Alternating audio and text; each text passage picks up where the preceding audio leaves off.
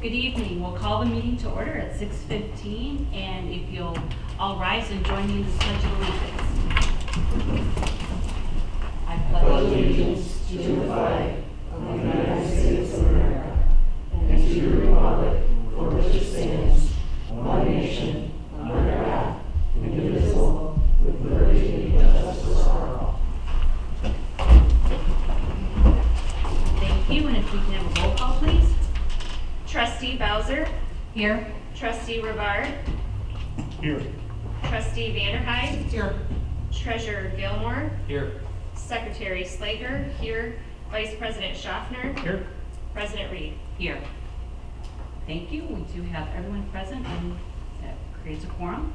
So we'll move on. I'll entertain a motion for the adoption of the agenda. So moved. Support. Any discussion?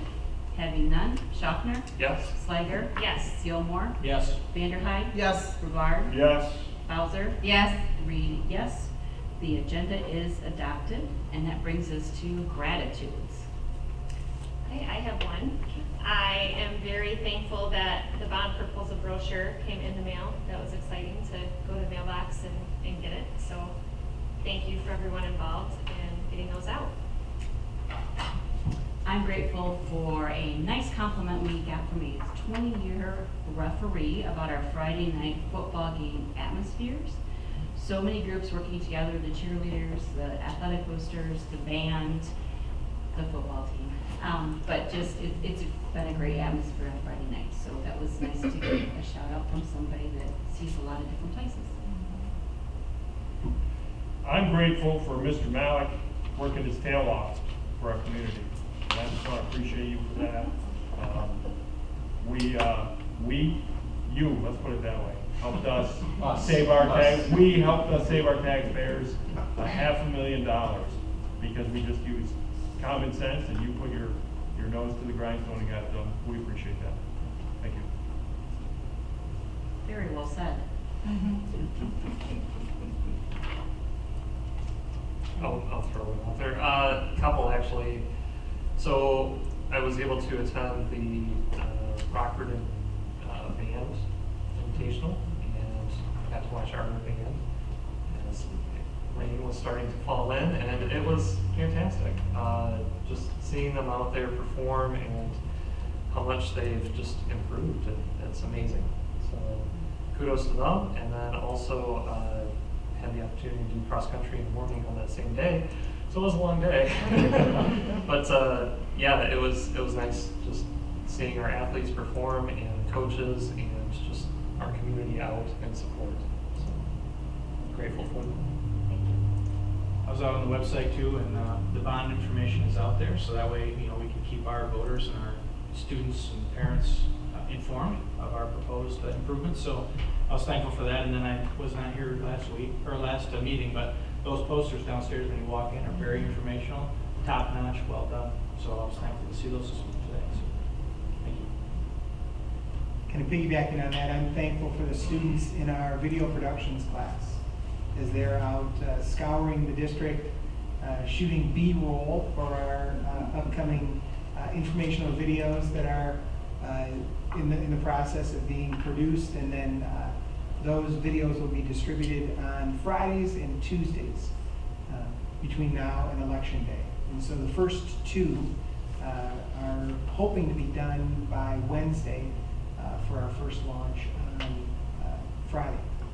So we're excited about that as an opportunity. But it's student work, which is really, really neat. Will those videos be shared to Facebook? They can be. They'll be available. They should be. Yeah. So we can do that through the district Facebook page, but then also if other individuals like them and can share them, that would be another great way to get the word out. I love that. Okay. Alrighty, we'll move on to our consent items. I'll entertain a motion. So moved. Support. Schaffner? Yes. Slager? Yes. Gilmore? Yes. Vanderhyde? Yes. Rivard? Yes. Bowser? Yes. Reed, yes. Consent items are approved as presented. And we're moving on to discussion. And we have first the MASB Delegate Assembly, representatives and alternates. Thank you. Okay, so who's going and who volunteers? I am going. I'm registered, so. Do you want to be a anyone else voter? want? I can do that, yes. I'm not registered, I'd like to. Well, you might want to not be a voter then. Yeah. I'm going, but I don't know what time I'll get there that evening. Okay. So I'd rather be an alternate than an actual voter. Okay. Are you good with being a voter? Sure. Have you ever done it? I have not done it before, but It's you pretty can show me. straightforward and simple, so we can go through those steps for sure. Okay. Okay, so we have Tracy and Shannon Yeah. and Matt. You can list me as well. All right, okay. All right. Moving on, we have iReady software purchase with Jen Haberling. All right, so I want to give you a document that will help kind of frame this purchase that we are hoping that you will approve, and would love to hear any questions that you have about it.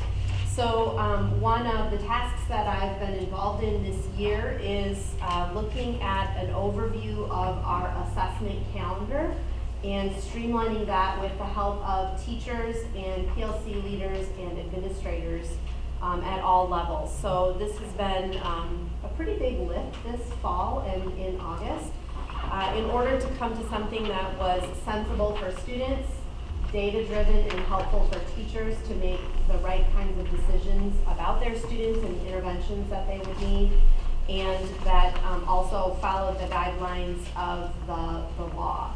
So what you have in front of you, the colored page, is what we came up with together as a team in terms of the things that we will selectively abandon. We talked a lot about, you could say just about anything in education is good for students, but what are you really going to spend your effort and your time doing? So we have decided to selectively abandon SRI and early lit and math, as those give the same information as some of the other assessments. So rather than having the same assessment information twice and taking twice as much time out of instruction, we decided that those would be the two that were not as valuable to our work. Then as you move up the page, only specific populations of students will take the others that are listed there based on iReady. And iReady is the one that I'm asking for approval for today. So iReady will be given at grades K-8 for reading and math 3 times during the year as a diagnostic. And then the data that teachers receive from that is used to determine which students need additional intervention. The data that they receive from this also correlates quite closely with MSTEP data to let teachers and parents then know you're on the right path toward becoming proficient according to the state of Michigan on the MSTEP test. So that information was used for us to decide that iReady was the direction we wanted to stay. I also learned that there's a little stipulation that may or may not make it in this next round of the budget talks at the state level, and that was that the same assessment tool should be used for 3 years in a row. As Jeff and I were looking at that, it looks like that language may have been dropped this year, but we don't have a current budget yet to know what the legislators will really decide about that. So currently we're operating under a system where we're supposed to be using the same tool 3 years in a row. So this would be the second year that we would be using it fully. So moving ahead with that also as part of our understanding. In addition, there is a grant that reimburses us, the benchmark and early literacy assessment reimbursement. Last year reimbursed us over $23,000 for using iReady. So almost half of the cost is given back to us from the state of Michigan for using a benchmark assessment like this, because they know that MSTEP gives you one snapshot at the end of the year, but is not very useful for determining placement or individual student progress monitoring throughout the year. So they're trying to encourage districts to use something that's more specific, that's targeted on the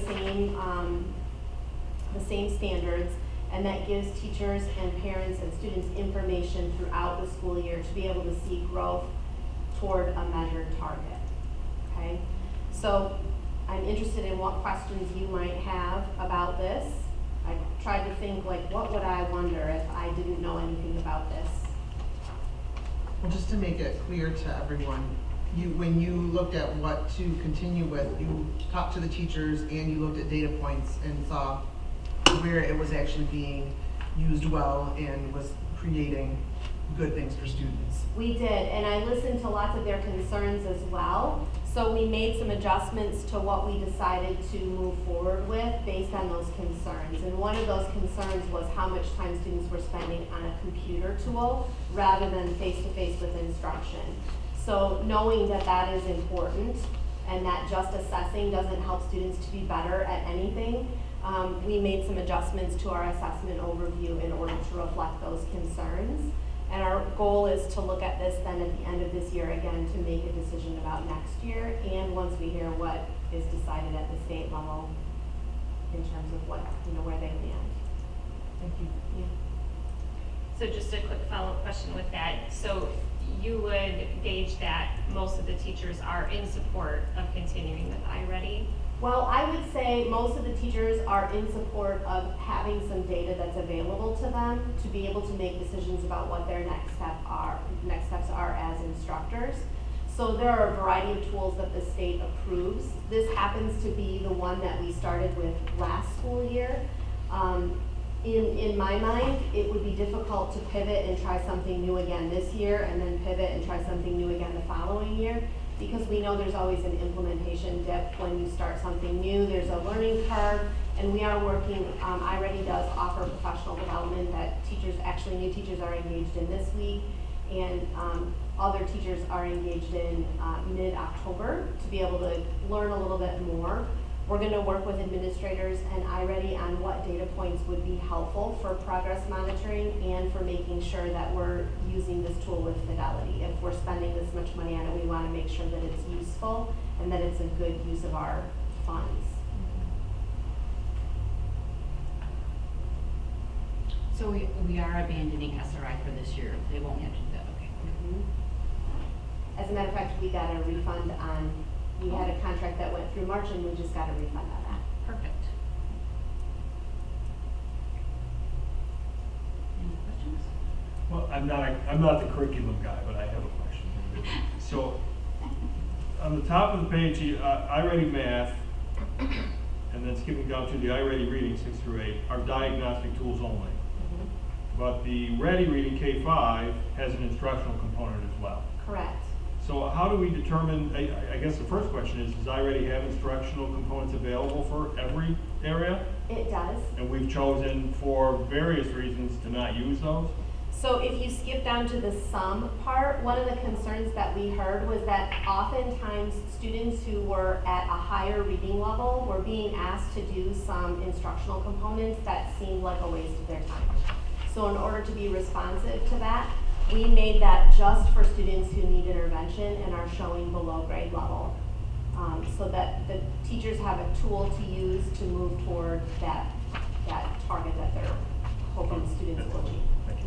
Yeah. And another piece of that is in terms of screen time. So some students don't respond as well to an electronic interface to engage in the learning process. And so to Jen's point, it's just not always appropriate to have. It's nice to have that as a backup, but it doesn't always fit in the situation or in the moment.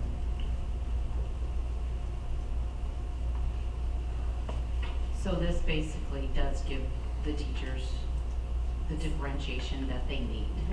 We were hoping to be responsive to what they needed in order to be successful with their students. So having instructional components is helpful for many teachers, but not all of them need that. Others have tools available to them that they're using for their differentiation. So we wanted that available for those who were needing that tool. We anticipate, when we last looked, the legislation includes no change in the budget for that reimbursement. So we would anticipate a pretty similar reimbursement. I think it's a per student reimbursement, so we would expect something similar if they land on the budget that's being proposed right now. I know there's a lot of decisions that get made, there's probably a lot of communication, but do you plan on sending out a note or something to the teachers to say, you know, we're on a 3-year model where we're gonna try to use the same assessment tool for 3 years, and based on your feedback, we've made the following decisions, so that way they feel like, because they did have impact on the decision, we wanna make sure we communicate with them that way. Yep. Perfect, thank you. Anything else? Thank you for pointing out purposeful technology. You're welcome. All right, we'll move on to new curriculum resources for agricultural science class with Jen Haberling. I'm gonna rival Jeff's time tonight. I think I got more talking points than Jeff. So you might remember last time I shared with you a proposal from our new agricultural science and biology teacher, Brent Willett, about the online resource that he was hoping to implement.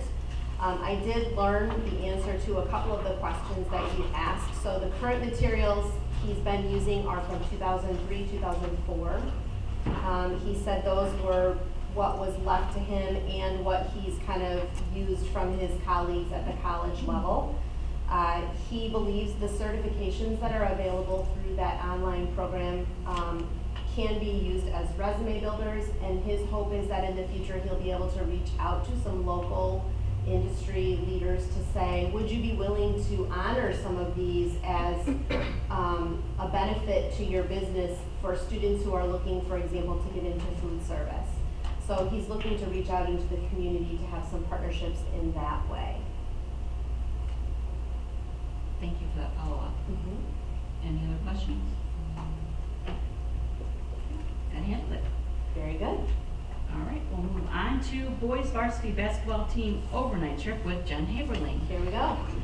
So I received a request from Ron and James Tellman to take the boys varsity basketball team on a team building experience towards the end of November. They'll be gone for about a day, and 11 students would be participating in that. Their goals were team bonding, to build tradition in a sense of community, and set goals as a team. So it's a new trip that they've not taken before, but something that this new coach is looking to build into the program. Any questions? The only question I have, it's not really a concern, that one of the questions that's asked is, what will the pre-trip lessons that occur? And it indicates these are tryouts to determine the team. So how do we determine which players we're going to take away and give them the opportunity to try out, and which players have to stay at the school and don't get the opportunity to try That's a great question. Is it after tryouts? Do you know that? November. That's my guess. I think- That would be my guess too. My guess was it was after tryouts, but Yeah. I agree with you, Joe. Did that come from John? The date of Yes, it did, departure is sorry. 11/22. Okay. Mine was Typically, Tryouts. the team is determined during that second week of November. Sometimes it's stretching over into the third week of this November, depending upon how long the fall sports seasons run. But typically, teams are engaged in scrimmages and things over the Thanksgiving break. And so they would have a team determined before the date of this camp.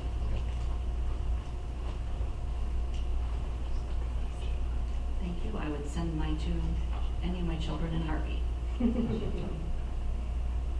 Any other questions that I can figure out? On the agenda, item D was National FFA Convention also with Oh. Jen. So I want to make sure I will we're walk done out. with that. Thank you. Yeah. Ready? All right. Okay, so this is also from Brent Willett, and it is a long-standing tradition that our FFA group goes to the national convention. So this is 10 students going over 3 days, looks like maybe 4 days, about 4 days. And this is in Indiana, so Indianapolis.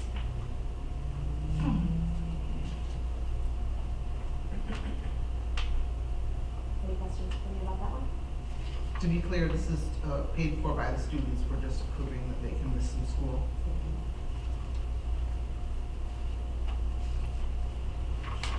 State and national conferences are both very good, so I think that's awesome. We've got 10 students going. I anticipate that will grow. Anything else? Thank you, that sounds great. And we'll move on to F, technology purchase for the high school with Jeff Malik. This is also on the agenda for action. In the last meeting, it was requested that we see how many Chromebooks we currently have in operation at the high school. So I collaborated with Ron and Rob Egler, our technology director. Your spreadsheet looks a lot prettier than mine, but it should be in front of you there. And what Rob tried to do was, obviously a lot of these carts are mobile, okay, so just kind of categorize those purchase dates, the models, and then get a count on them with any other notes, how they were originally intended. And we've got a group of those that are kind of at the end of their life cycle. So if you look at the far right, the total Chromebook current amount, that $625, that's the amount that really technology deems as usable. So it doesn't include that 140 that are above that at the end of life. And then keep in mind that the proposal that we looked at the last meeting and today, that would add 360 more Chromebooks, which would bring our total at the high school to 985. You know, and I'll give an enrollment update later on in the meeting, but we have now over 1,100 students in the high school. That's where we're at with enrollment at the high school level. The obviously the quotes are in board book. Those are the same as we saw last time with that consortium pricing.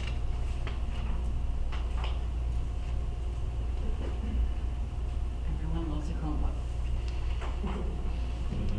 Any other questions for Jeff? How much follow up?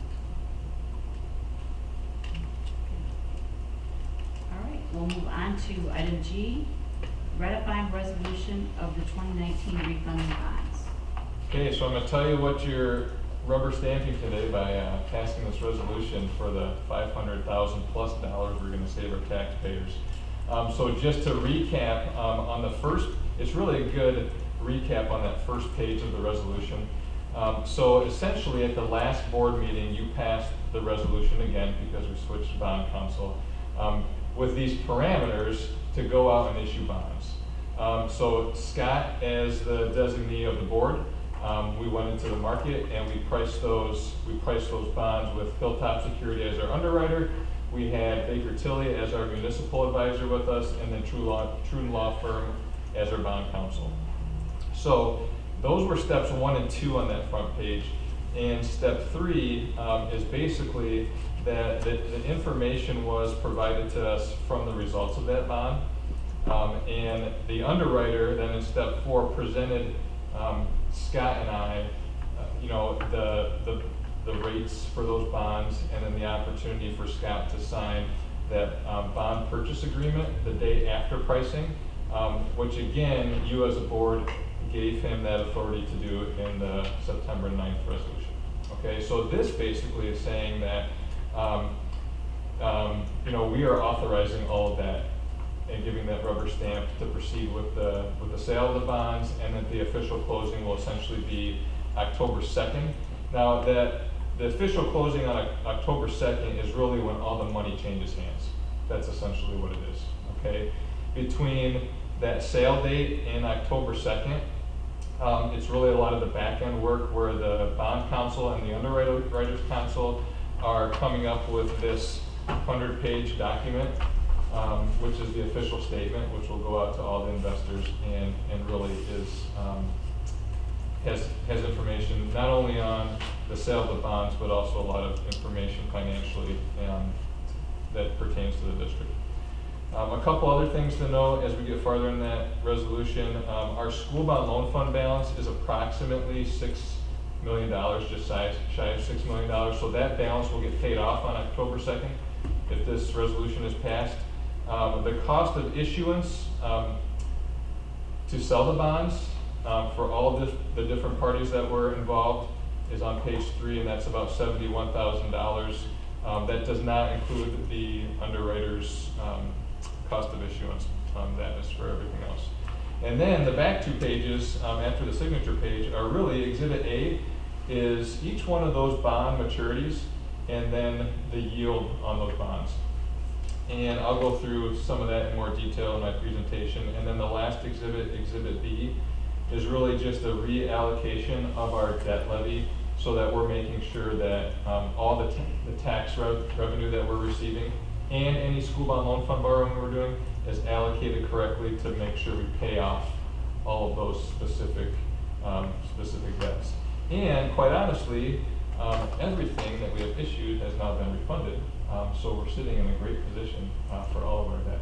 So kudos to the board and staff and everybody else who's involved in this process. Questions? Thank you. Okay. Okay, we'll move on to public comment. I don't have any notification that anyone desires to speak, but if anybody would like their 3 minutes to address the board, you may certainly have that time now. And I scanned the room, I don't see anyone. So we will move on to our action items. The first action item being the MASB Delegate Assembly, and our representatives for voting will be Tracy, Shannon, and Matt. I'll entertain a motion for same. I'll move for Tracy to be the representative and then Shannon to be the alternate. Support. Any discussion? Having none, Schaffner? Yes. Slager? Yes. Gilmore? Yes. Vanderhyde? Yes. Brevard? Yes. Bowser? Yes. Reed, yes. Motion carries. The next item being new curriculum resources for agricultural science class as presented. I'll entertain a motion. I'd like to jump in front of Shannon and say, I move that we accept the proposal for new curriculum for the ag class as presented. Support. Any discussion? Having none, Schaffner? Yes. Slager? Yes. Gilmore? Yes. Vanderhyde? Yes. Brevard? Yes. Bowser? Yes. Reed, yes. Motion carries. Item C, technology purchase for the high school as presented. I'll entertain a motion. So moved. Second. Any discussion? Having none, Schaffner? Yes. Slager? Yes. Gilmore? Yes. Vanderhyde? Yes. Brevard? Yes. Bowser? Yes. Reed, yes. Motion carries. We're getting more Chromebooks. And item D, ratifying the resolution of the 2019 refunding bonds as presented. I'll entertain a motion. So moved. Support. Any discussion? Having none, Schaffner? Yes. Slager? Yes. Gilmore? Yes. Vanderhyde? Yes. Brevard? Yes. Bowser? Yes. Reed, yes. Motion carries. Thank you. That moves us into item number 10, our work session. And we begin with Human and Community Services update with Mr. Matt Blood.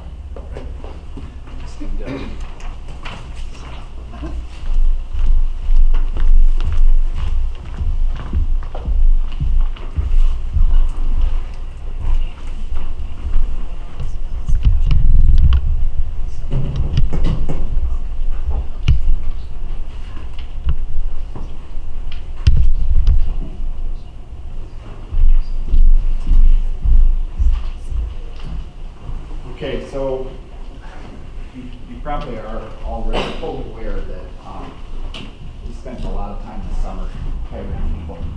And we had a lot of opportunities to add to our team and to really be able to grow Cedar Springs Public Schools in the direction that we see that it's heading. And so that's an exciting time for me to be able to lead that and to be able to work with a lot of great people in the whole process. I mean, I wish I would have kept track of how many different people were involved in the hiring that we did. And all of the many conversations that we had with people outside of Cedar Springs that were not fortunate to be hired, but great people to get to know and get to hear from them and get to learn from them. It's a process that is a pretty cool process of, often I walk away from an interview with being able to say, that's interesting, I'd like to see us do that, or I'd like to share that with other people and so forth. So hiring great people is part of it, but really developing our system. And that doesn't just end when we hire the person, it's afterwards as well. And so we were able to do a lot of work with planning for the orientation of our new staff.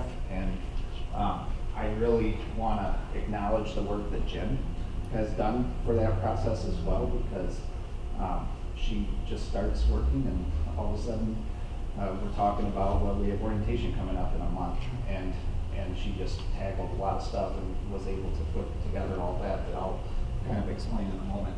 But then staff check-ins is our way of saying, you know, staff that are hired in they have so much on their minds, and they're just, it's like they're drinking out of a fire hose. And we're throwing all kinds of information at them and saying, now you got to remember, you got to do this and this and this, and you have to have this many hours and this amount of time, and in order to be certified, you have to have this, and by the way, you have to teach all these kids, and here's the curriculum, and you know, meeting with the principals, meeting with their mentors, just a lot of information. So Jen and I are going to be conducting some check-ins with staff to just kind of bring them back in the same room, talk to them about some reminders, as well as allowing them to ask more questions now that they've had a little bit of time to get going and settle in. And having them all in the same room is a good thing, because someone might ask a question that I was thinking but I didn't remember, and now here's my answer. Or I didn't even know that I needed to know that, and now I do. So the check-ins, we're going to do one in about a week, and then we're going to do another one later in the spring as well, to just get to make sure that they stay on track and that all their questions are answered, but also to make sure that we maintain that smooth transition with that.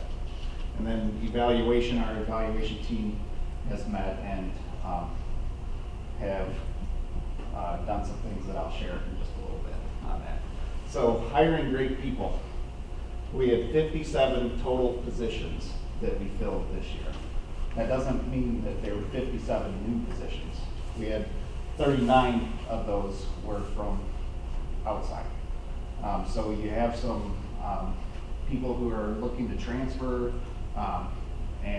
or take on new roles or something, and so when they move to this building, that opens up their position, which someone else might be interested in, and you just have that jostling of positions. So 57 total positions that we actually named a new person for, and then 39 of them are from outside. 41 of those were certified staff. And so we had 14 that were new positions that that transferred into, but then 27 of those. So really 27 teaching positions we had hired from outside. Athletics, we had a dean of students, and we had a lot of support staff as well. And so when you look at it with a breakdown by building, you can see all of the positions that each building had to fill, and that creates a lot of anxiety for the teams, that creates anxiety for the principal. It also creates anxiety for parents wanting to know who their teacher is going to be and so forth. And so trying to get that done as quickly as possible, but making sure that we have the right people in place is it's important. I did highlight the names that are in red are the new teachers to the district from outside. And you can see the middle school, the high school, red hot. And then special ed, we had 2 social workers that we hired.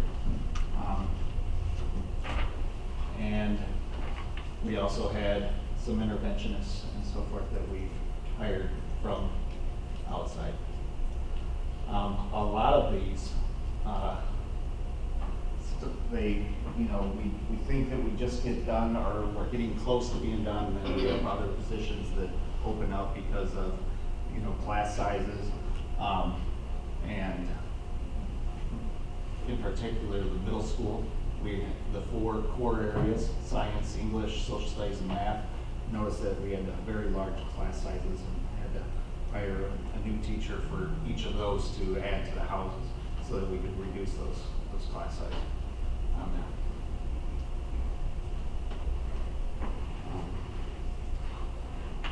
And then, so the timeline, you can see, May 24th is when I posted the first positions for internal consideration, but then the bulk of the work was done through the summer. And my goal was to be able to get all of our teachers hired by the new teacher orientation date, which is August 19th. And we pretty much had most of those done, or close to being done. And then we had a few other situations where, a job opened up in a different district that was closer to home, or someone took a new opportunity, or so forth. And then we had some of the middle school positions as well. So I was hopeful that we would have everyone in by new teacher orientation so that they could all hear the same message. But as you can see, the late hire catch-up orientation that Jen and I did was an abbreviated version of that, and we did that for 7 people in there. And then just today, we have our last teacher hired, finally, 5th grade teacher, that you'll be approving in the next consent agenda item. But I did a one-on-one orientation with him on Friday. So, and then I talked about the new teacher check-in with that. Matt? Yes. Out of curiosity, what were the students in that class doing up till Yeah, now? that's a good question. that's a good question. They didn't have to go to school yet.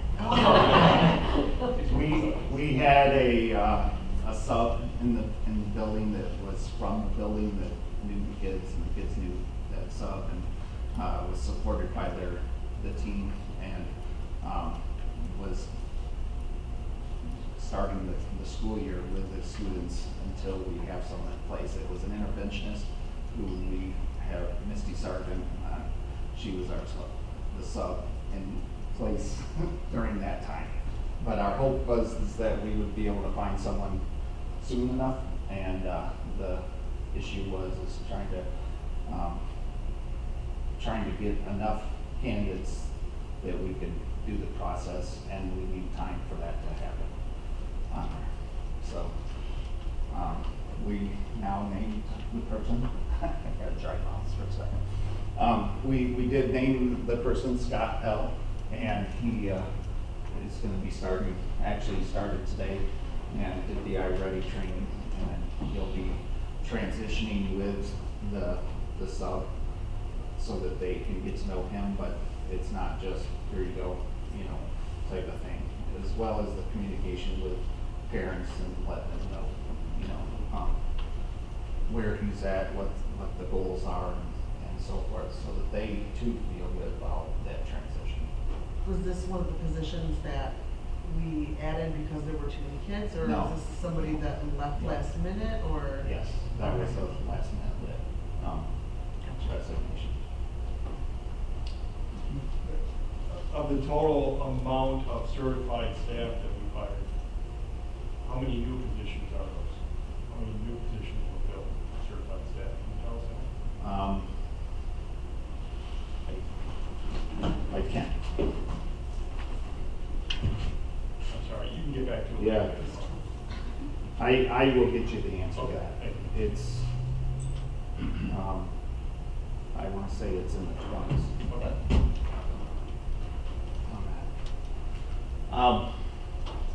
This is something that I started last year, and it was kind of started because I needed to get to understand the system, get to understand the people, and I wanted to get to know names, but also their positions. I can look at a list of people, and that really doesn't help me. I'm kind of a visual person. So I developed this organization charts for each building to just kind of see who is in the building and where they're at and so forth. And I started to share this with our admin team, and they started to see value in having this as well. And it's a system that it's made from a spreadsheet. And so we have the spreadsheet of information from each building and so forth, and then it's just pulling from that. So when we make a change to the staff, it's going to change in the chart as well. And I provided that for you to see as well. I don't know if it's anything of value to you, but to be able to look at a building and see, okay, who are our third grade teachers, and what is their FTE, and that sort of thing. But also who are our interventionists and our food service and whatever else in there. And so that's something that I kind of created, but we're actually finding a lot of uses for it. I know that Jeff and Matt use it in the finance department to be able to compare payroll and so forth. So the times that you see for the hourly employees in there is from last year yet. I haven't updated that yet with the buildings to make sure, because we know how many hours they're working. We might have shifted a little bit based on need.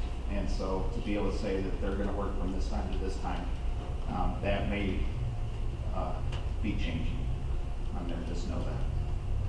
But this is a way that we can share out with buildings as well, and they can use that if they see a need to be able to post that and see where people are and so forth.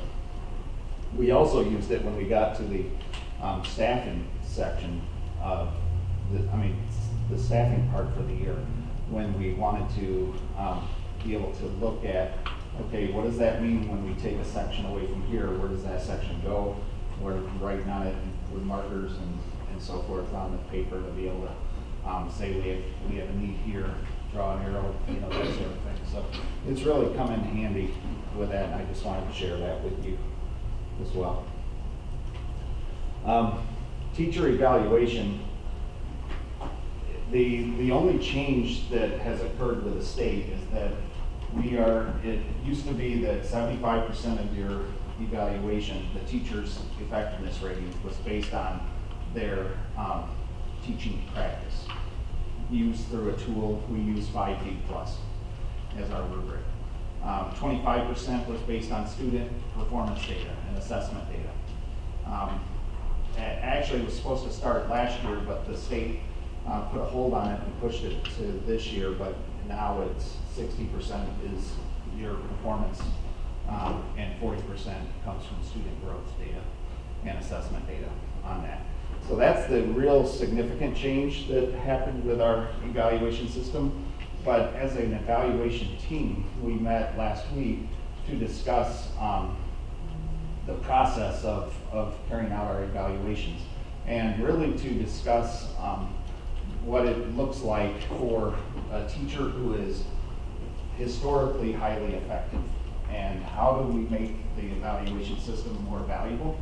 And so before I can talk about that, I just want to talk about what a year looks like for a full evaluation. That every teacher that's going through the evaluation system has to complete a self-assessment, and through the 5D Plus rubric, then they also will create goals with their principal. And they do it based on their self-assessment, maybe based on last year's evaluation, through conversation with the principal. And they're going to create their goals for their growth plan.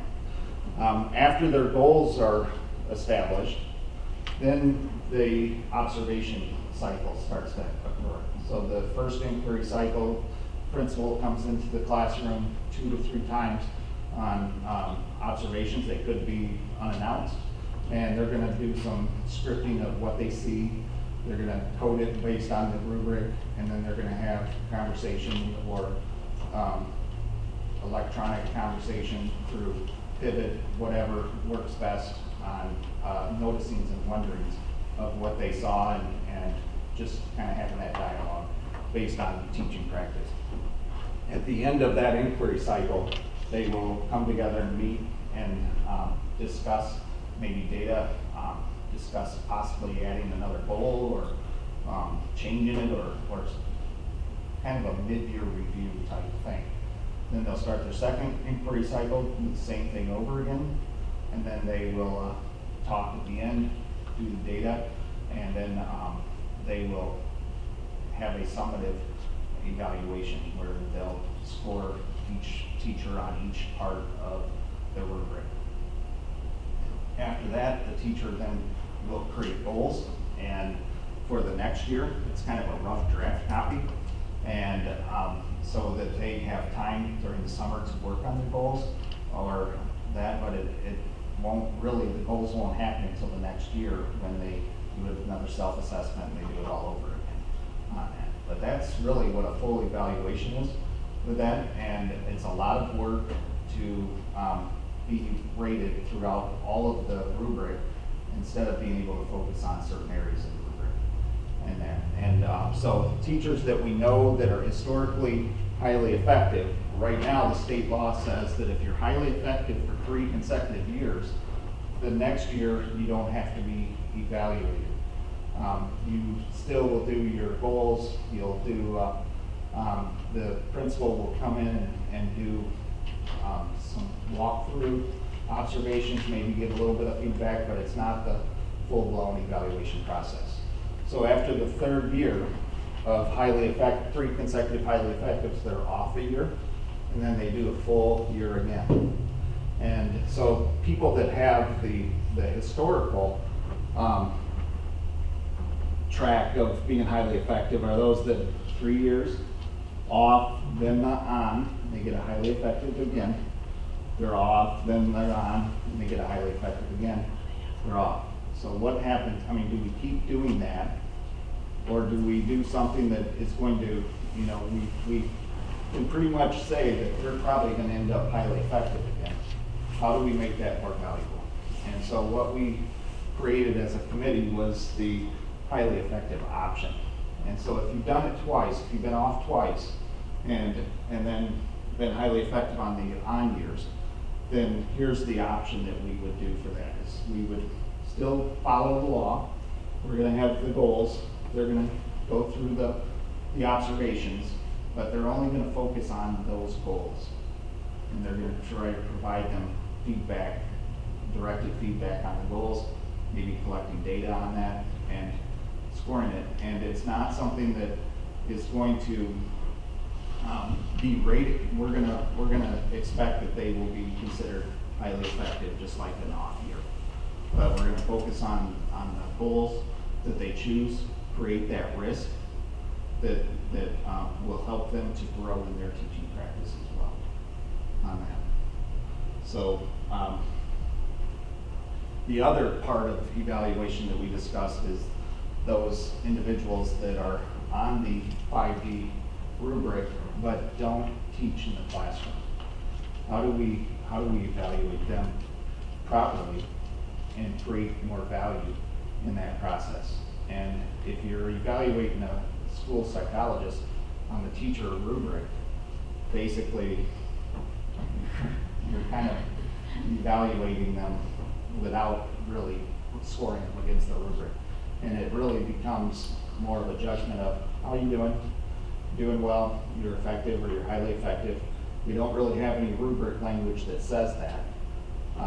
And there's not really any area that I can say you can grow in on that. So we're putting together a team that's going to look at some rubrics that we can maybe create for each ancillary position. So that's something we'll be putting together soon and getting that together so that we can start evaluating them on that.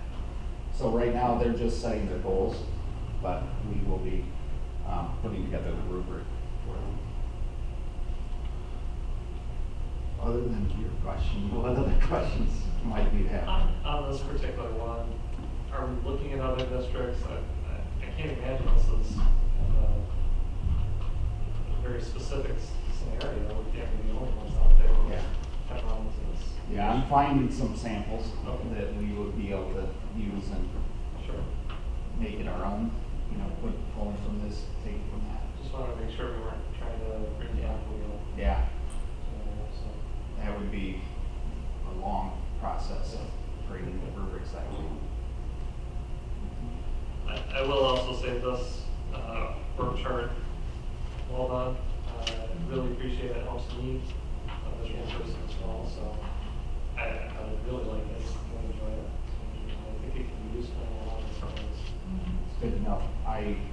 As I update it, I'll share out with you as well. Yeah, great.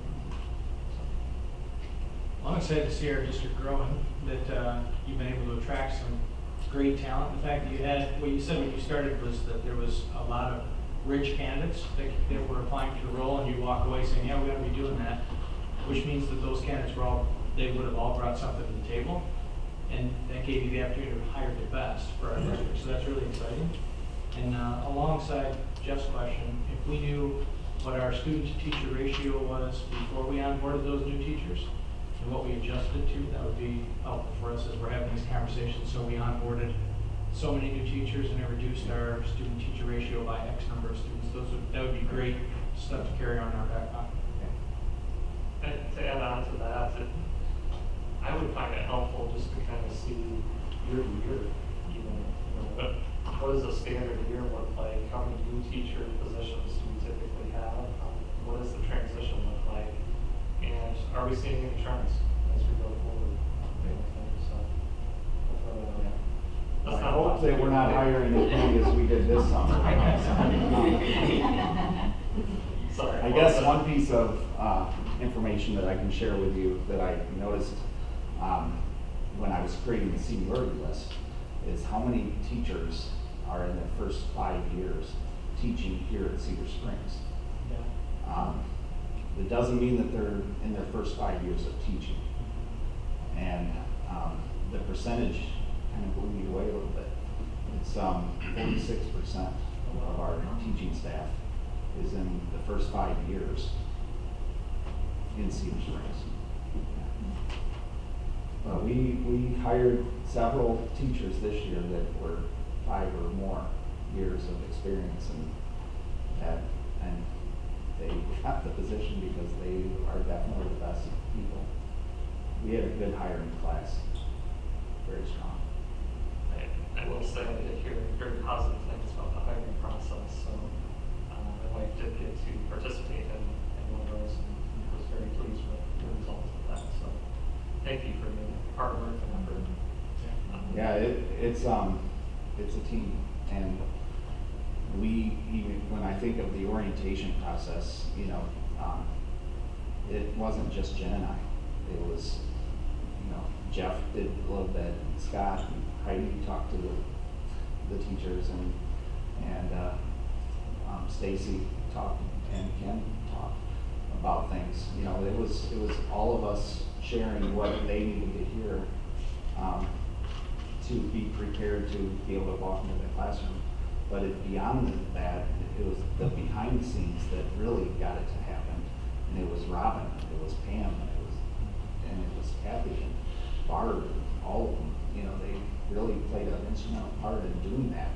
But it's also with the interview process too. I mean, it's not just me and the team, selecting the team. It's the principals that are, choosing who's going to be on the team and making sure that we have students available so that we can put the candidates in front of them to, be able to see that, yes, that is the right candidate. I mean, there's a lot of people that are involved in all this, and it's a machine that needs to run well in order to be successful, and I think we are doing that. I appreciate the new staff check-in. That's something I don't think we've done before, and I think that's going to be very useful to come back and say, whoa. Yeah, I mean, it's kind of selfish in a way, because They have to, It's caring, right? yeah. We care about- Well, it's selfish in a way to help us, but really it's to help them because in the end, it's on their shoulders. And they need to have, their hours logged for professional development in order to, in order to keep teaching, they have to be doing this stuff and they have to hand these logs in. And we don't want them to get to May when they're supposed to hand it in to us and go, what was that? What was I supposed to be doing? And so just checking in to make sure that they are keeping up with that stuff, but also to clarify things. Well, I think when we think about Cedar Springs as a unique job employment opportunity from surrounding areas, that's something that is just a little thing that sets us apart. So it's great value to get the right people in place. So appreciate that. I do have some numbers from Jeff's budget spreadsheet. So last year, we had 193 certified staff serving 3,506 students. So 18.1 students per teacher was the ratio.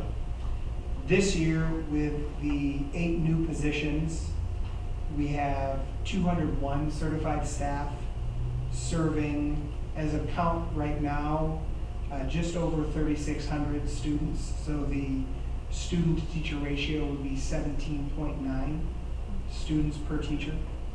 The positions, the 8 positions that we hired, 0.4 of that FTE went to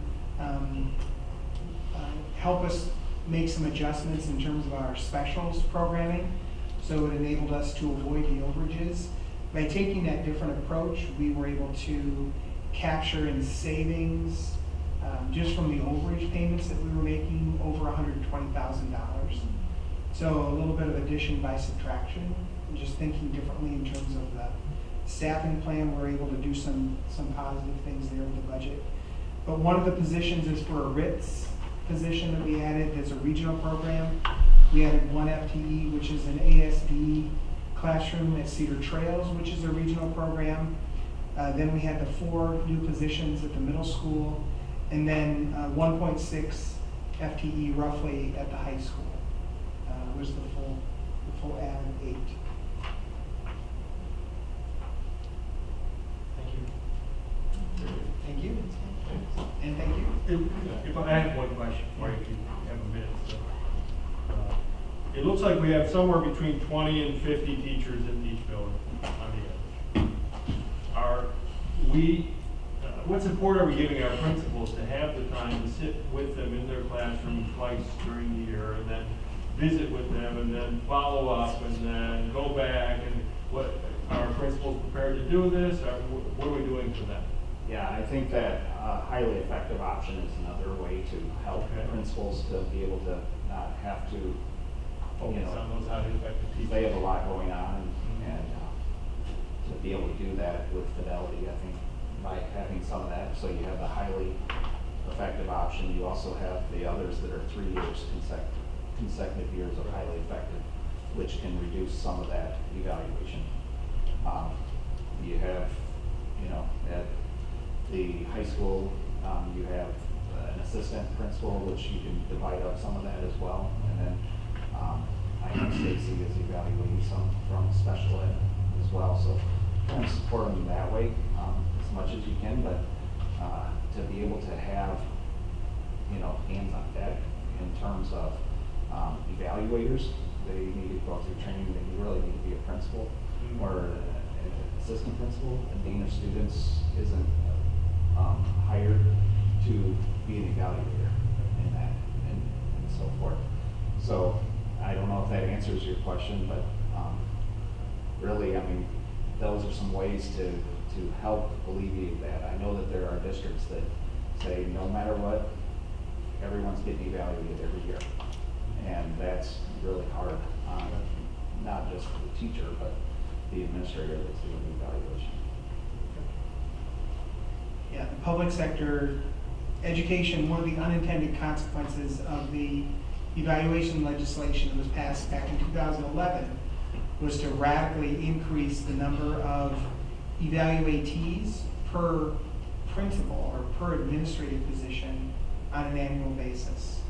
And so in the private sector, your typical range of ratio of evaluatees per supervisor is 8 to 12 per person. In administration, in education, the reality is 25 to 35 is the average. People being evaluated per administrator doing the evaluation. And so it's a challenge to provide a reasonable, meaningful, evaluative experience based on the constrictions that we have with our administrative support staff. It's just hard work. Yeah.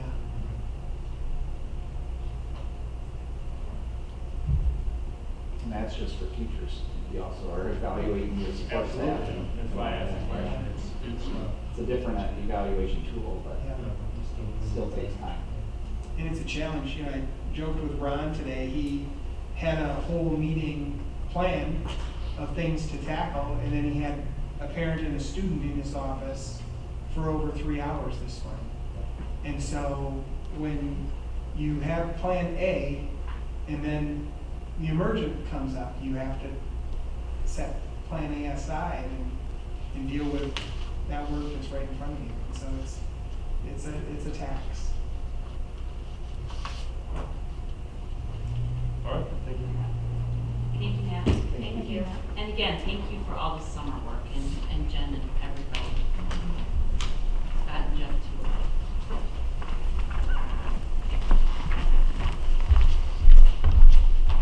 And moving on to business and finance with Jeff Mallon.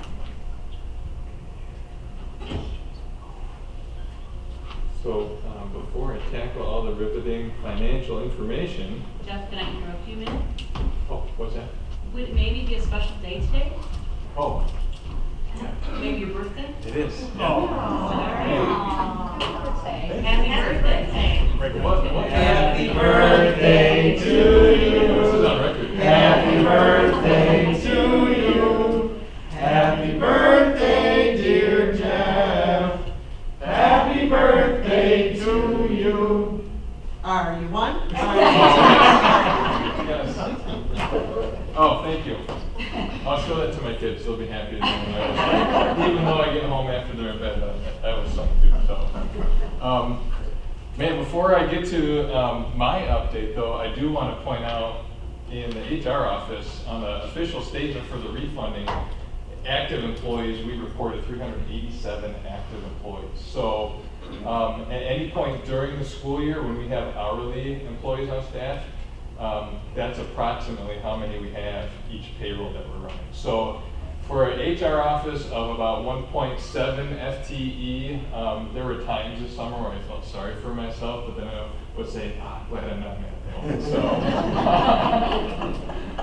but it is, and that doesn't include the people at Dean Transportation and GRBS who are also working in our buildings, where if we didn't contract out third party, you could add probably another 70, 60 to 70 additional people who are working in the building. So it's definitely a very robust office, and I just appreciate the communication that Matt and I have been able to have throughout the whole process. It just really makes things function better, not only in the HR world, but also in the finance side of the district too.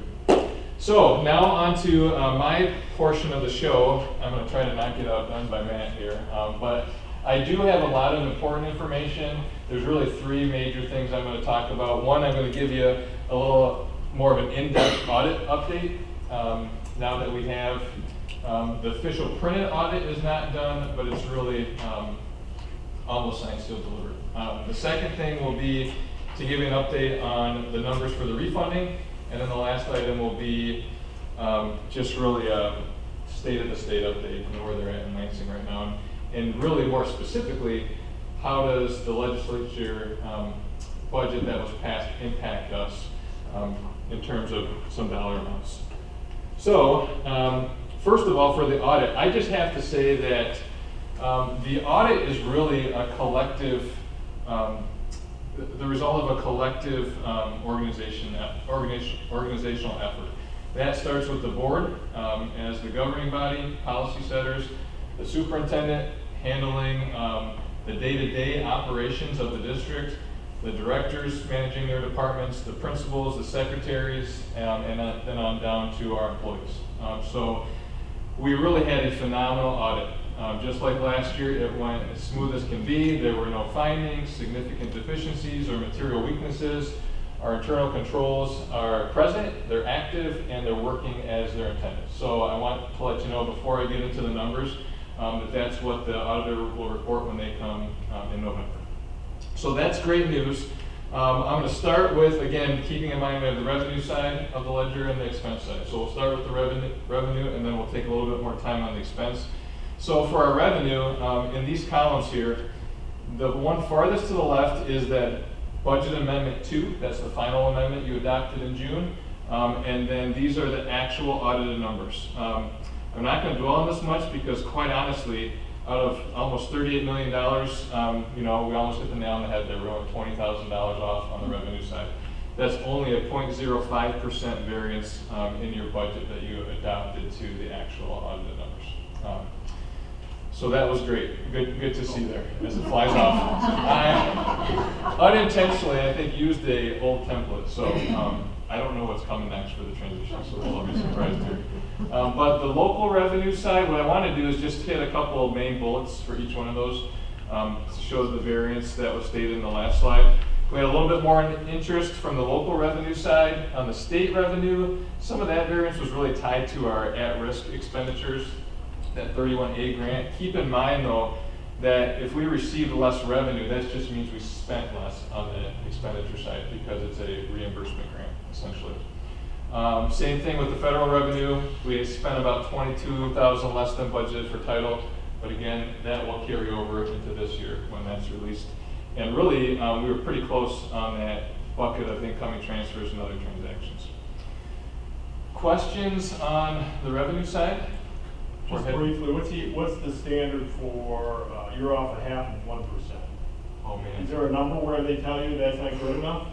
Not really. That's a really good number, though. No, I understand. That's a great number. Does the state step in at some point and say, hey, you gotta do a better job? They do, actually. I'll touch on that on the expenditure side. So the revenue, though, I always tell people, if you have a household that's based on salaries for income, it's easy to project what you're going to bring in, right? It's similar to our revenue here.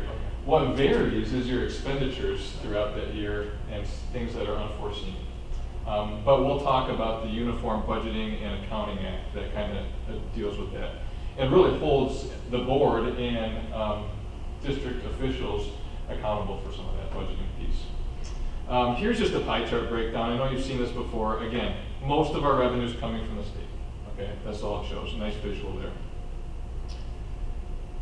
Okay, now onto the expense side. And as I go through this in the presentation as a whole, I forgot to say there's really great information, but there's a lot to dialogue about too. So make sure if something comes up that you hit it on that slide while we're there. So the expenditure buckets are broke down a lot more specifically. There's still large categories, but I'm just going to kind of go through each one of these. The instructional piece, this basic programs, that's about 46% of our total budget. That is really money allocated to what's happening inside those classroom walls only during the school day. And I mean, that's almost 50% of our budget, as it should be, right? Okay, so that doesn't include the principal's office, the secretaries, athletics, any of those other transportation, any of those other things, just exactly what's inside those classroom walls. The added needs portion is really a lot of that special ed piece. Or the grants, okay? So that's also touching kids inside the classroom walls. Some of it's not though, but it gets lumped into this added need. So we have about 60% of our budget there, which is right where we want to be. This variance is a little bit high for me, so I'll touch on that on a couple of slides here in the future.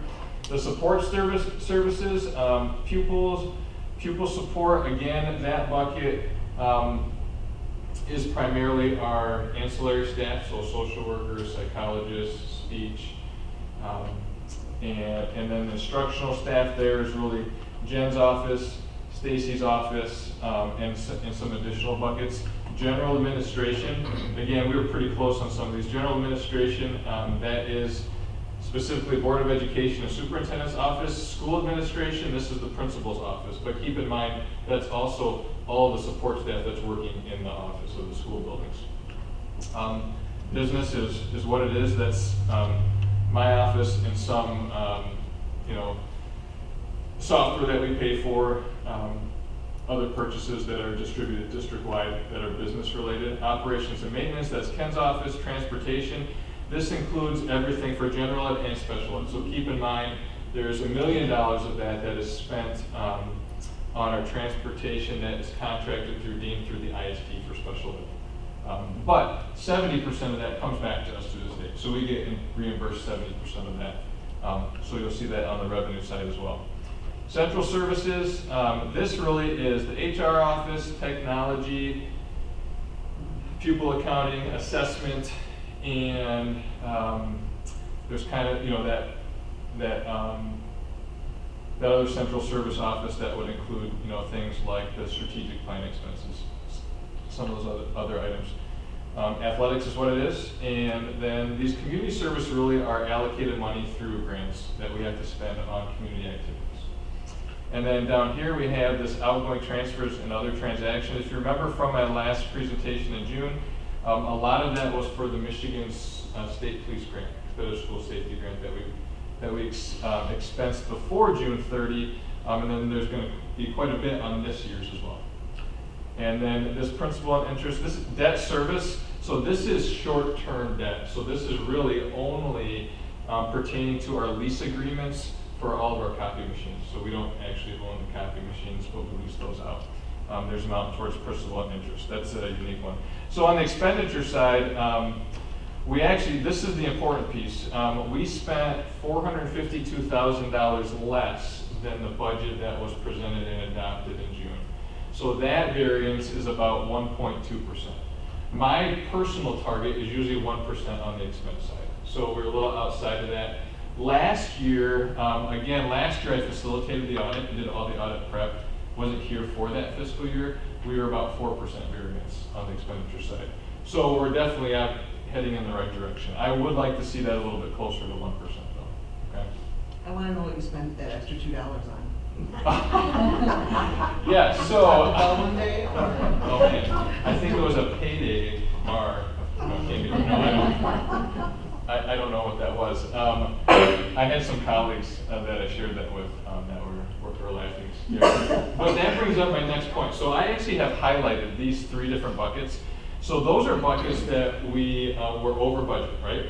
Okay, so here's what the Uniform Budgeting and Accounting Act says. It basically says that the state will give the school board a letter after the audits are submitted saying, we want you to tell us how you're going to change your policy or enact protocols so that you don't over expense in those line items, or really as a whole.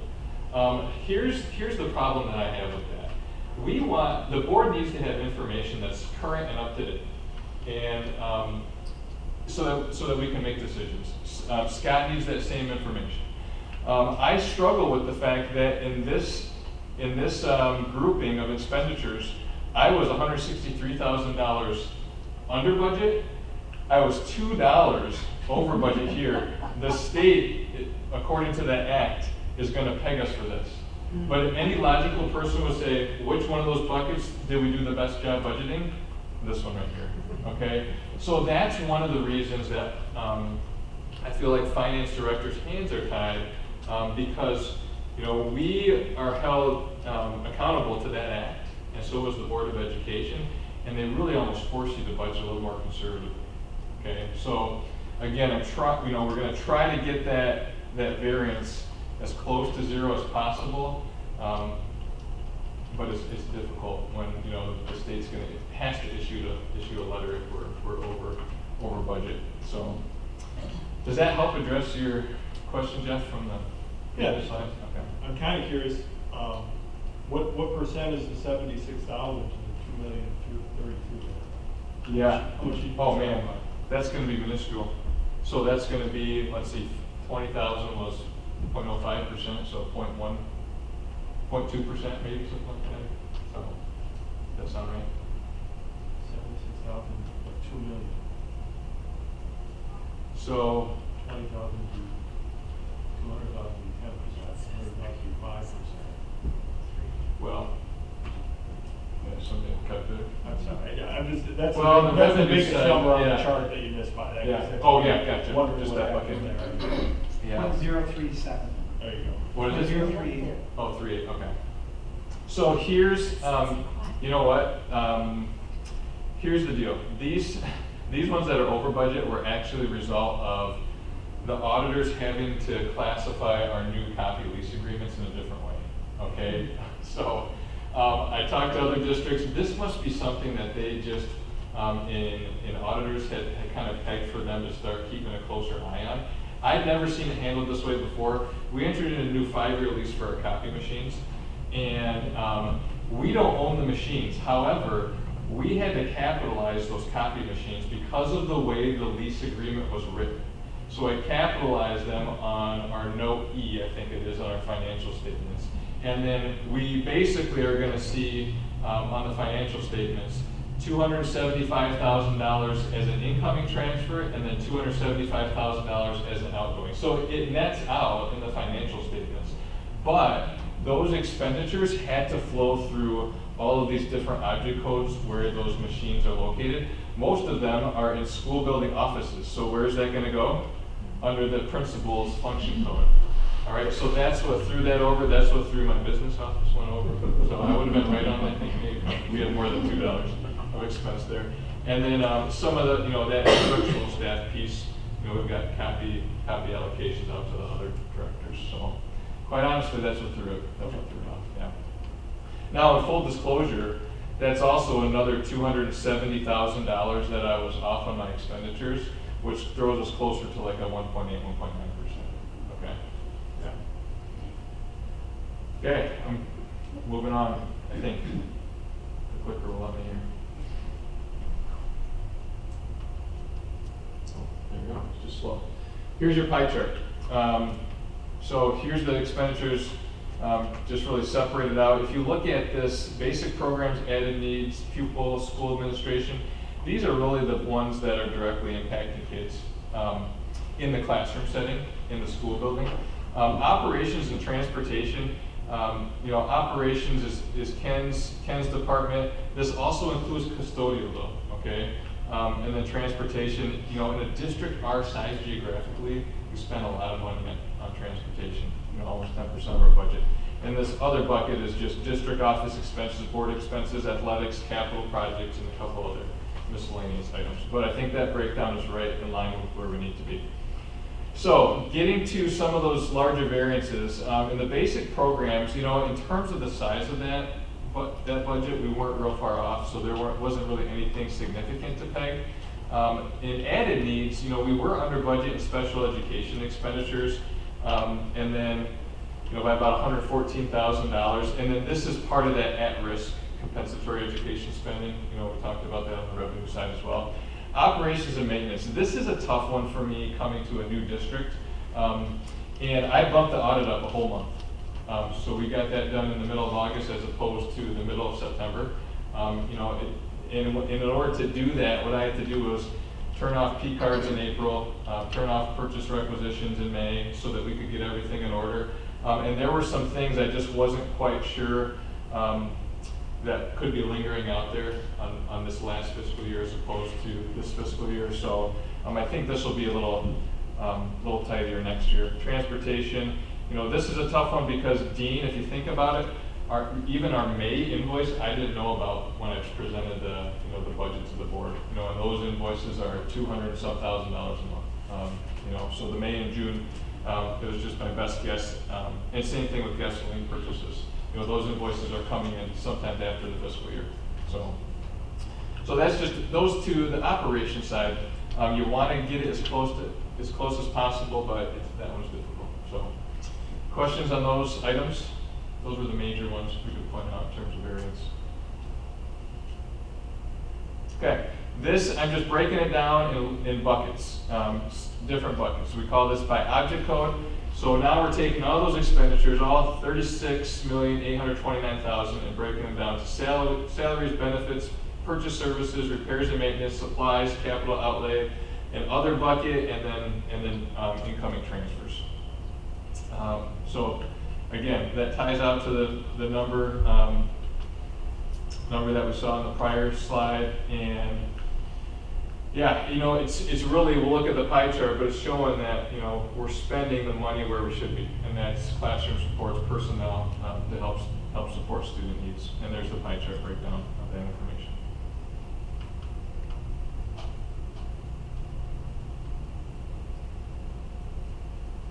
And that transfer bucket, I know that looks like an odd one, but that's really paying out for special ed expenditures in terms of transportation and, what's another large transfer that, yeah, that's probably the bulk of it there.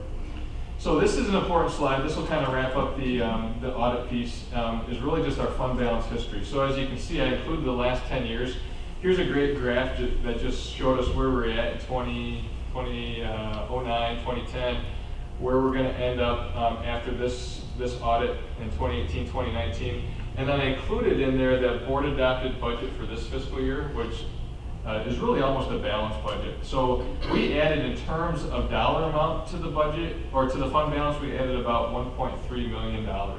So our fund balance, as of this last fiscal year, is about 19.9%. That's one of the highest in the county. I know we had the conversation in June that really we don't need to add any more to our fund balance. We're at a good, stable position.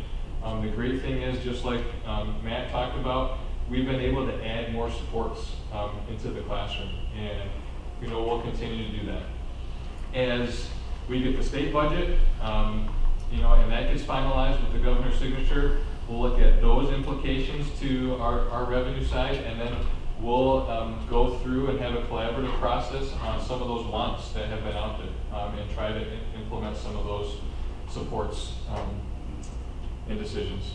Questions on this graphic? It really ties everything together in the audit and gives you that final surplus amount with where the dollar amount is of total fund balance, and a percent of our annual expenditure.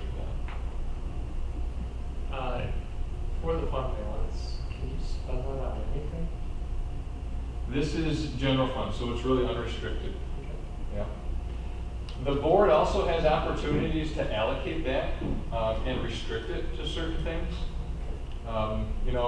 Districts will do that sometimes if there's a capital need and something can't get addressed with a sinking fund or a bond proposal. So that can be earmarked. Then it would really flow to a different fund, earmarked by the board for that, and then that general fund balance would decrease that amount. But this is essentially unrestricted. You have to be really thoughtful about how you spend fund balance. Reoccurring costs will chew up a fund balance very quickly. And so you've got to make sure that you've got a revenue stream that's going to be coming in that will offset that cost.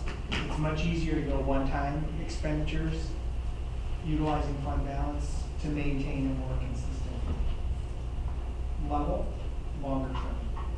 So you can do it with reoccurring costs, but you have to be very careful, very targeted in terms of staffing expenditures.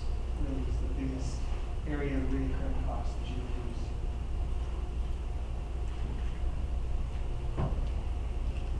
Okay, on to the enrollment piece. So this really ties into the current situation, right? So here's our enrollment trend. Last year, again, keep in mind this is our blended enrollment count. So this year's funding, fiscal year 2020, is actually based on last February of 2019 count day, and then our count day coming up next week. Yeah, next week already on Wednesday, October 2nd. So February is counted as 10%. This fall count will count as 90%. So it's a 10-90 split, 90-10 split, all right? So these numbers are blended enrollment numbers. So last year, our blended enrollment was 3508. This year, our spring count, this is really remarkable, was just under 3,500, okay? Right now in Power School, as Scott alluded to, we have over 3,600. I think it's like 3,609. Now, what I did was I reached out to all the building principals and secretaries. There's still some kids in Power School that we just haven't had records requested, and those kids have not shown up. So my thought is that I think a more conservative and maybe more realistic thought as we enter the 6-week count window today and then count day next week, I think that blended amount might be closer to 3,565. Where the fall count day might be closer to 3,700. Or I'm sorry, 3,570. Okay, 3,570. Yeah, 3,700. We're gonna get mad hiring some more for this. So, I think last year we over projected a little bit at this time of year. So reaching out and being a little more proactive at the building level to see which of those students haven't shown up and are still in Power School that we won't be able to count after the fall audit's done. I think we'll probably be 3,570 for the fall. That being said, we budgeted for no increase, okay? And at $8,111 per kid, that's $500,000 more in revenue that is not in your budget that you adopted in June, okay? And then we'll talk about some more impacts currently at the legislature. Approved budget. Oh, sorry. Questions on that one? I was just gonna say, we talked about the district growing, and it's great we have the opportunity to hire additional educators. 10 years, if you were to draw a line, we've been growing for 10 years, and then look at the explosion in the last 4. I mean, that's really exciting. Mm-hmm. So that's the only observation I was gonna It is, yeah. Very exciting. It seems like we need some new buildings or something. make. Maybe put a bond in. Yeah, so the data, and I can get you the data when we have the fall count by grade. I think that's sometimes intriguing to look at. The high school is just busting at the seams. I mean, over 1,100 kids. Our freshman class is over 300 right now that I think we'll see in Power School. But it's interesting too. We have 300 in the freshman class. We have a 3rd and 4th grade classes that are 220, 230. We talk about that that was right when the recession was at its peak there. Those kids are 9 years old. So there's just some really interesting data to look at for enrollment. But we have a robust 2nd grade class, 280 some kids. Good, healthy kindergarten class this year. So yeah, the data is definitely encouraging, and planning for that, as Scott's been in a district that was growing very rapidly. It's challenging. So. Okay, Radeville Hefner, our audit firm, they'll come to the November 11th board meeting. They'll have hard copies of the financial statements for you. Similar to last year, they'll just kind of hit some of those highlights and have to do their due diligence and talk the board through certain aspects of the financial statements. This is really drilling down. This will be my presentation on the audit, drilling down into, I think, things that are most pertinent to board being in the know on, and things that can help drive decision making for Scott and the team at Cedar Springs. Okay, on to the refunding. So this was exciting, and the Post put it on the front page, which was also awesome.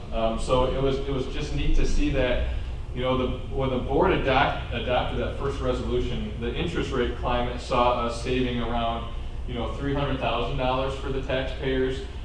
But we saw that time frame with the inverted yield curve, where there were a lot of people running to some long-term securities, and that drove down those long-term rates and some of those treasuries that really are the benchmark for us issuing.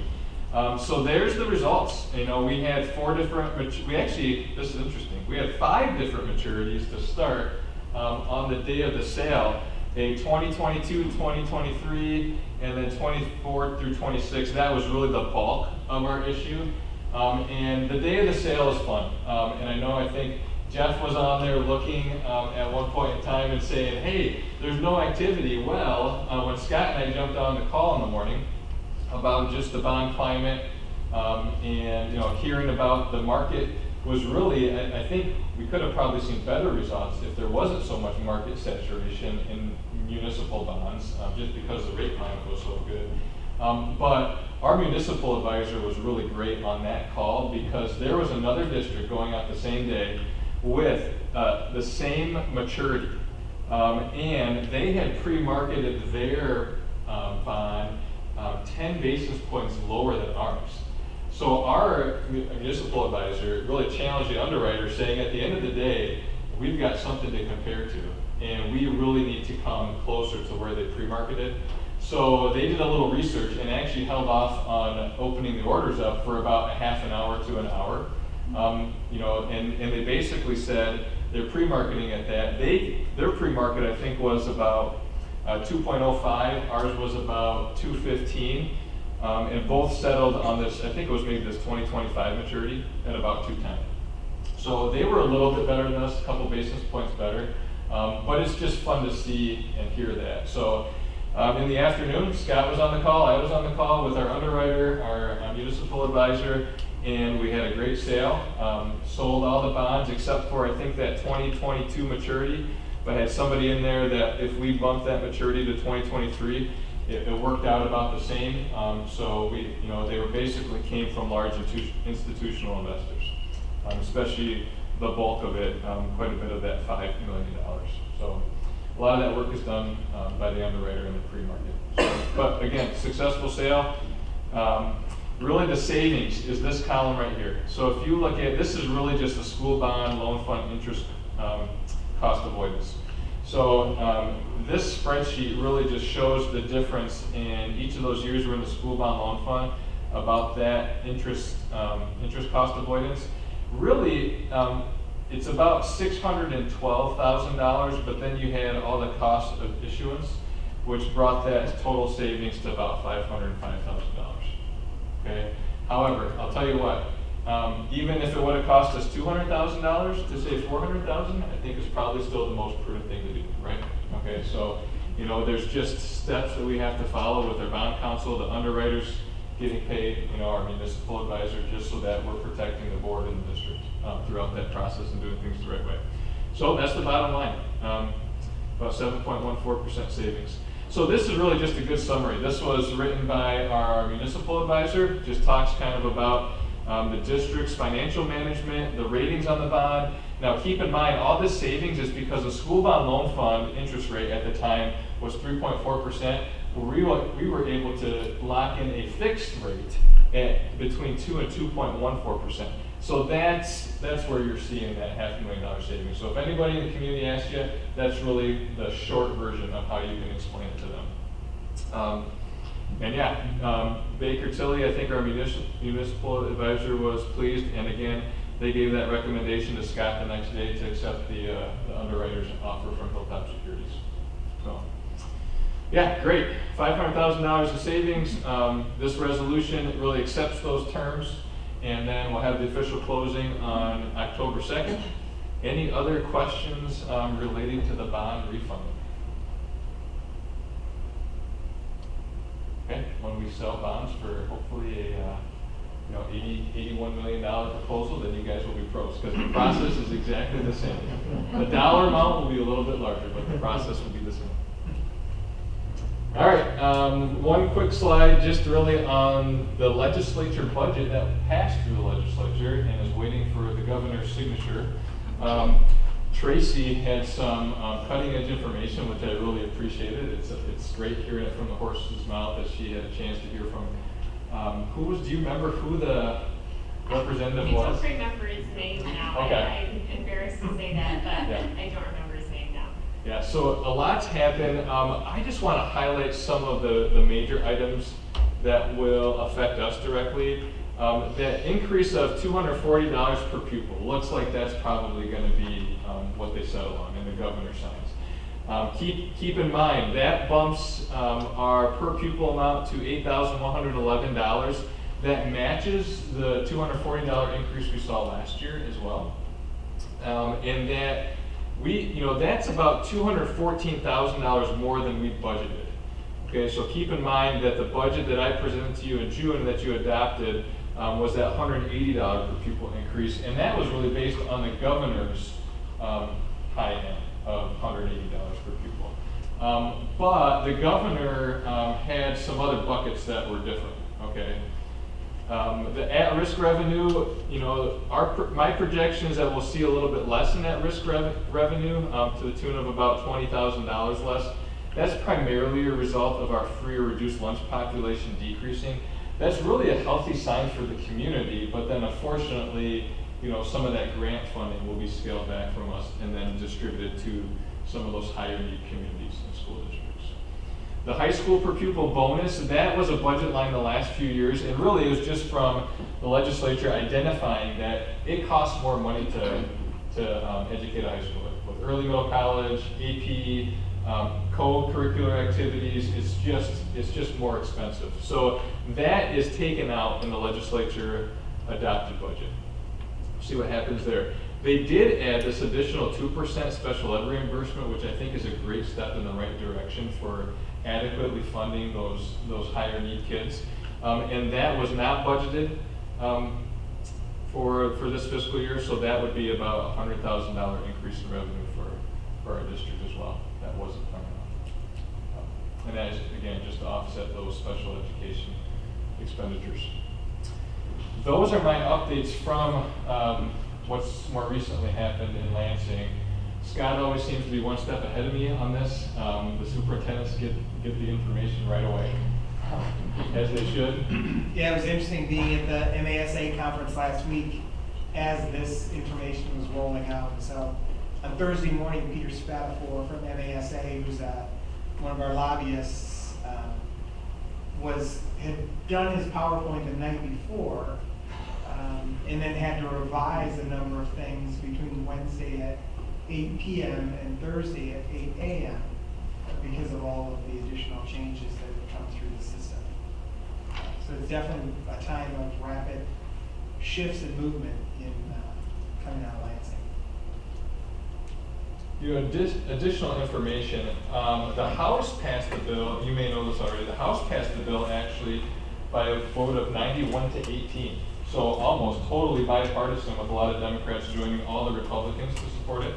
But then the Senate was much closer, so that passed 21 to 17.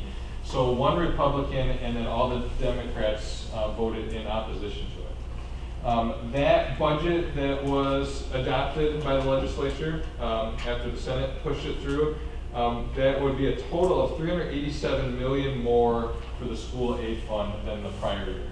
Now that is $136 million less than Governor Whitmer had proposed. Okay, so just a couple interesting pieces of information that give you some things to think about as you know, we talk to legislatures and you know, the board's out in front of the public. That's it for me. Questions?